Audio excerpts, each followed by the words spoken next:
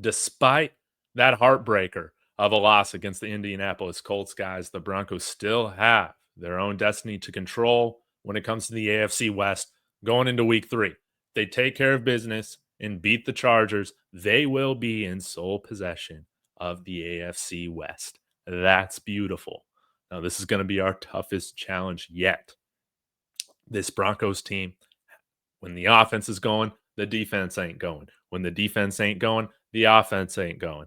When both of them are standing up, special teams is screwing it up. We have to play a complete 60-minute football game against the Chargers. It's time to dial in. We've seen our Broncos teams do it. We know we have this capability in us. And this is not going to be a walk in the park, but it's something that I believe can help us lock in and hopefully find ourselves in control of the AFC West after week 3 through the end of the season. That's what I'm talking about, baby. So I'm going to dive into some of my key thoughts right now going into this matchup. Be sure to smash the like and subscribe. Leave your thoughts in the comments. I love that. And let's go ahead and get into it, guys. So there are some things that I do want to point out here with this Chargers team. First and foremost, they're not running the ball very well at all. They're averaging around between 80 and 90 rushing yards per game. I want to say it's like 88 yards offhand, something like that. But they're throwing the ball a ton. They're throwing the ball a ton because finally, Quentin Johnston has emerged as a big-time receiver. And then you also have Keenan Allen, who's playing amazing again. I almost wish we had him, along with Ladd McConkey. And then Tyler Conklin is a solid option at the tight end position, along with kind of Will Disley down there. But this is the big four that we're going to have to pay attention to. Quentin Johnston is catching the ball. He has 3 touchdowns on almost 20 yards a reception. He has been fantastic. 8 receptions. He is somebody that I imagine we're going to see a lot of Pat Surtain, maybe Riley Moss as well. The key is can we stop Keenan Allen and Ladd McConkey as well? These guys are tearing it up. 129 yards, 122 yards respectively. Keenan Allen already has 2 touchdowns. He's looking like the old Keenan Allen back when he was with his first stint with the Chargers. We need our secondary to absolutely get after it this week after being obliterated by Daniel Jones and that Colts offense. We don't necessarily have a Tyler Warren that we're dealing with Tyler Conklin, but still a serviceable one. Hopefully that allows us to play a little bit more of the defense that we're comfortable with. And Vance Joseph can dial up pressures to get to Justin Herbert. He has been under pressure. 5 sacks already this year for Justin Herbert. They do still have, I think, a pretty decent offensive line, even with Slater out for the year. But if we can make them one-dimensional, I think obviously that's going to give us our best chance of coming up with the victory. Omarion Hampton has not looked explosive. Look at this, guys. 3.1 yards per attempt. Justin Herbert is averaging the most rushing efficiency at 3.9 yards. And then you got Najee Harris at 3.7. Najee Harris carved us up last year. I hope that we don't see the Najee Harris of last year. It's time for this defense to play disciplined. We absolutely need Dre Greenlaw. If we have Dre Greenlaw playing in this game, or honestly, if we just even put Corene Reed up there instead of Alex Singleton, I'm going to feel much better, or Lavelle Bailey. We need to stop the run. We cannot allow big plays to happen. Omarion Hampton's longest run on the year, as you can see, guys, is only 15 yards. That's how it needs to stay. Same with Najee Harris of 7. We cannot be giving up big chunk plays on the ground whatsoever. And we're going to dive in a little bit more to the statistics. Want to give a quick shout out to Profit X. Want to give a quick shout out to the flagship sponsor of David Talks Buffs and David Talks Broncos YouTube channel, and that is Profit X, America's #1 sports prediction market. This is peer-to-peer sports prediction where players play against each other, like you and me, instead of a sports book versus the house.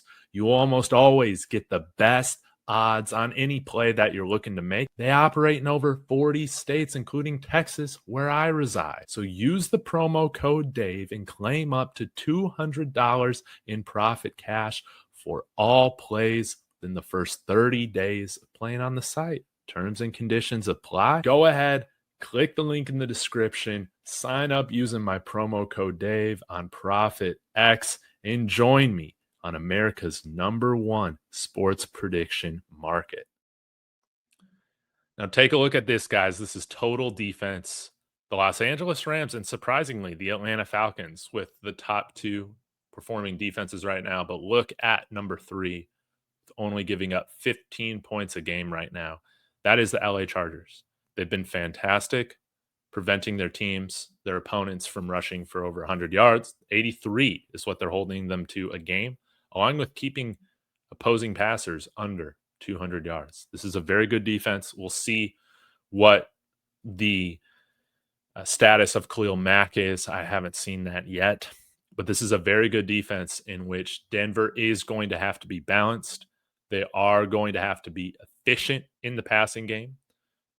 Good news is that we saw Bo Nix look like the Bo Nix of old, which it's just last year, right? Throughout the majority of the season where he was very efficient, of course, had that bad interception there at the end. That's really the only thing he needs to correct.